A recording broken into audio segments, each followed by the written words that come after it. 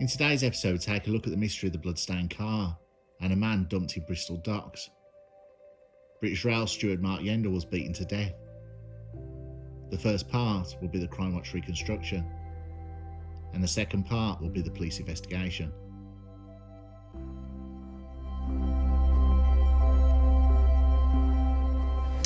Well, this month, police need your help with a crime in the West Country. Maybe you live there, maybe you travelled there last September. And perhaps without realising it, you were on the same train as a killer or the killer's victim. It was a crime committed in a public place where there must have been hundreds of potential witnesses. The date was the 10th of September last year, a Monday. You could look back in a diary or a calendar to check what you were doing. Our reconstruction starts with what might have been just a bizarre coincidence. It begins on this rail journey. That afternoon, the 3:18 express train left Cardiff for London Paddington. On board, two buffet stewards were about to start work. Time to open up. Okay. That's him. One with a tash. The chief steward thought that remark was suspicious. The men may have been out to rob the buffet. So later, he asked his colleague to check out the two passengers to see if he recognised them. He didn't, but he remembers one man had a northern accent and both were scruffily dressed. The one on the left was over 6 foot with a spotty complexion. The other had a moustache, was slim and in his early 20s. We're now approaching Bristol Parkway. The two men got up to leave the train shortly before 10 to 4, as it neared Bristol Parkway. They walked to the rear carriage. Perhaps they knew it was closest to the station exit.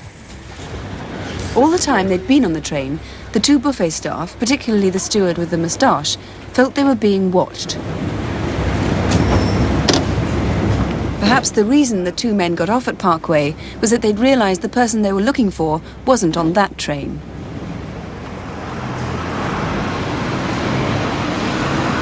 Early evening, the same day, at Paddington Station in London.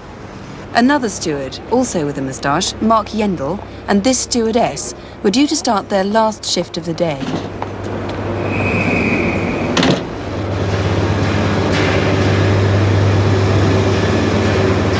The 7:30 evening train to Temple Meads would take them both back home to Bristol.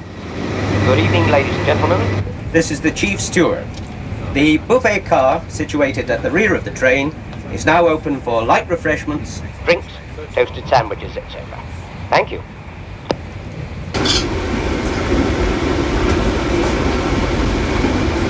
Regulars on the train might well have recognised Mark Yendell and his assistant.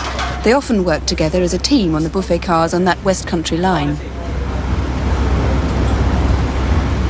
Mark was married with a baby daughter, and he was known for his individual style of working. He rarely wore the full chief steward's uniform, preferring to work simply in an open-necked shirt. And he even acted as waiter to a few regular customers.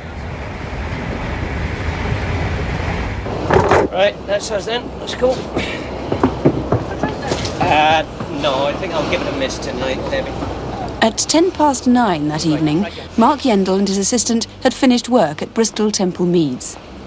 Station staff remember he left by the main exit and walked out to the adjoining car park where he'd left his red Lancia car earlier that day.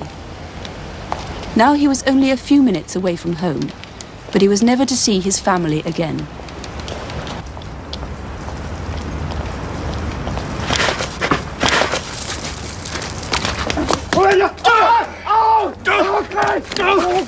From forensic evidence, it would seem that Mark was attacked in the car park by at least two men, and that he was then driven away in the back of his own car. Whoever killed him must have had some local knowledge, because the Lancia was taken to Welsh Back, a spot between the Bristol and Redcliffe bridges, and conveniently close to the water's edge.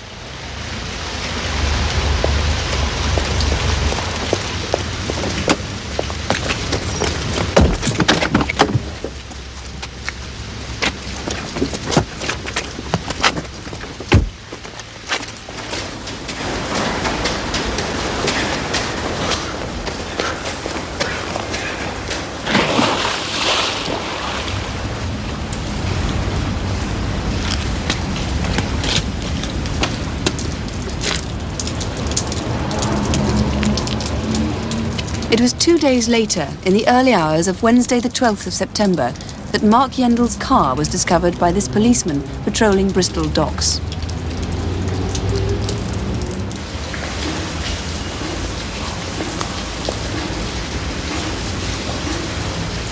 Bloodstains on the car and pavement led him into sheds by the dockside, and he followed a trail to the water's edge.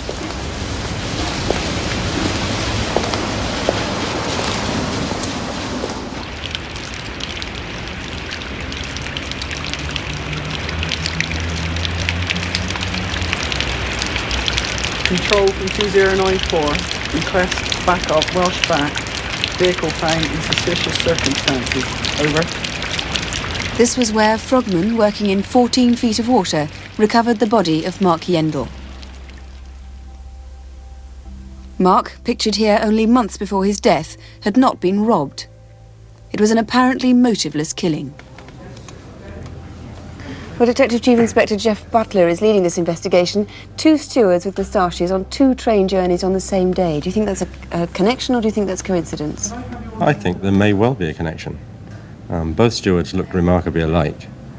And, of course, the deceased Mark Yendell, prior to working on the Bristol run, used in fact to work on the Cardiff run.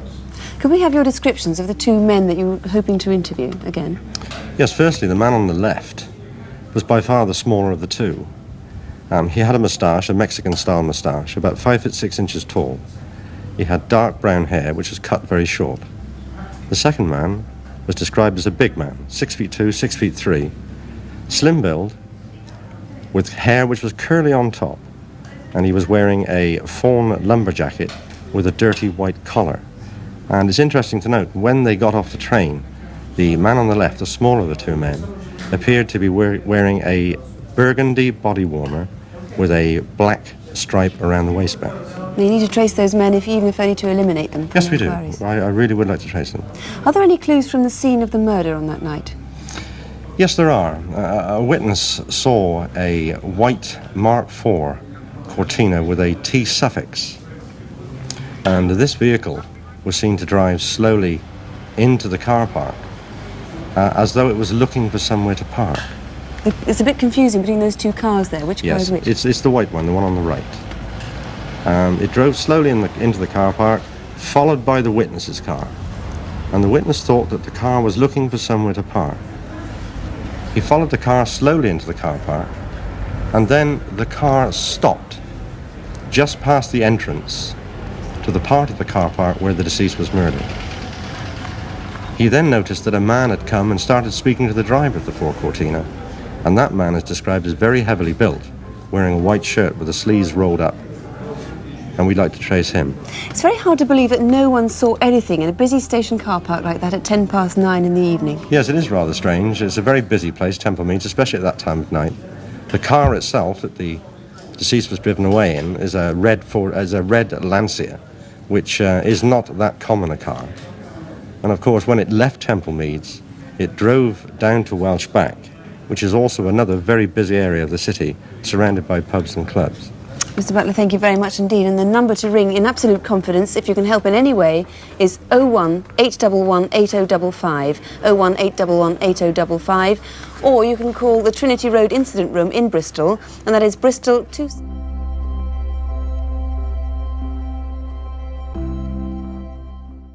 A trail of blood from an abandoned car that led to the Bristol's water's edge at Welsh Back saw the hopes that missing British Rail steward Mark Yendell would be found alive gradually fade away.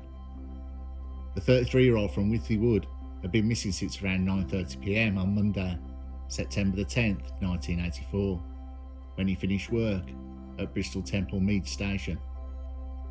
Frogmen began the search of the 14 foot of water, and it soon became obvious that the blood around his abandoned T registration red Lancia car was not the only clue to the foul play around his death. Detectives were said to have found a briefcase containing £100 of cash in the back of the car, which had been found unlocked with the keys in ignition by a security man working nearby.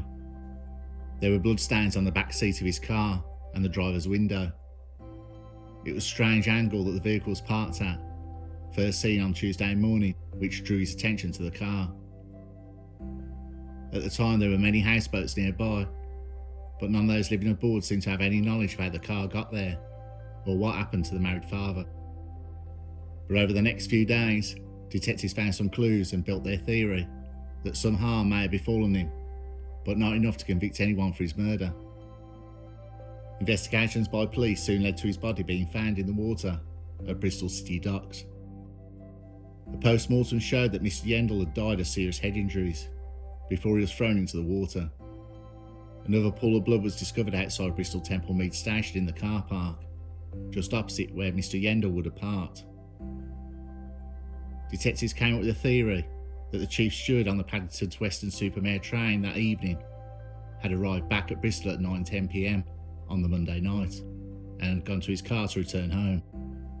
He was in the car park that he was attacked before his body was bundled into the back seat and taken to Welsh Back and dumped in the dock. Despite all evidence showing what happened, police struggled to find a motive for the killing of Mr. Yendell. A dad to 2-year-old Alexandria, who lived in Gatehouse Avenue. Officers checked his bank account to find if he was in debt or whether the attack was financially motivated, but the £100 left in the car didn't suggest it was. At one point, detectives believed there could have been 2 attackers that night. A spokesman for the murder squad at the time said Mr. Yendell was a very well-built man, and it would have been another big man to lift his body in and out that car and throw him in the dock. Either that, or there were 2 assailants. A 50-strong team of officers were working the case, and during the initial stages, they were stumped, with Detective Superintendent Don Taylor, who was leading the investigation, saying it was a complete mystery. The detective added he had normally returned straight home to work to his wife Sue, who he had separated from at a time, but since reunited with. An appeal for anyone in the open-air car park with 200 spaces that night to come forward. Mr. Yendell's work colleagues described him as a very quiet sort of chap, who didn't seem to mix with the other rail stewards, and only occasionally visited the British Rail Staff Association bar. Officers began quizzing passengers on the train that night and showing pictures of him in the hope someone might have seen something unusual and let it jog their memory. 2 men in the area at the time were eliminated from the murder inquiry after public appeals. And at one point in the investigation, there seemed to be a breakthrough, as detectives focused on Bournemouth and 7 people were arrested in connection with the murder. It was understood that Mr. Yendell's wife Susan had moved to Bournemouth to run a pub with the former manager of the Rising Sun in Hartcliffe, Edward Witt. But after a year-long split from her husband, she returned from Bournemouth to Bristol, and with Mr. Witt following a few weeks later. The married couple reunited and had been back together for around 6 weeks, when Mr. Yendell was beaten to death and dumped in the water. 6 of those arrested were released out charge, but Mr. Witt, then 43 and living in Knowle, was charged with the murder 10 days after the investigation into his death began. Mr. Witt was held in prison on remand until December that year, when during the same week as Mr. Yendell's funeral was held, the charges were dropped. It was on the advice of the Director of Public Prosecutions. Mr. Witt was completely cleared of the allegations. He had always strongly denied the claims he was involved, calling them rubbish. He told reporters they were looking for a motive, and I was the only one available. Susan was also convinced of Mr. Witt's innocence and told reporters Eddie and Mark were friends and not enemies. I was stunned when police arrested him, but they do have a job to do. Eddie knew I was going back to Mark. He helped me move my furniture to Bristol, and at the time I was working for him, I was saving up to buy a house with Mark. Speaking of her husband after reconciliation, she added for 6 weeks that we were together, I was happy. I'll be bitter for the rest of my life that he has been taken away from me. Detectives didn't give up on the case though, and carried on with their investigation. A reconstruction on Mr. Yendell's last movements was aired on BBC Crime Watch programme the following year. It resulted in a flood of phone calls to police, but still, to this day, the murder remains unsolved, and detectives from Avon and Somerset Police's cold case team still have it on their books.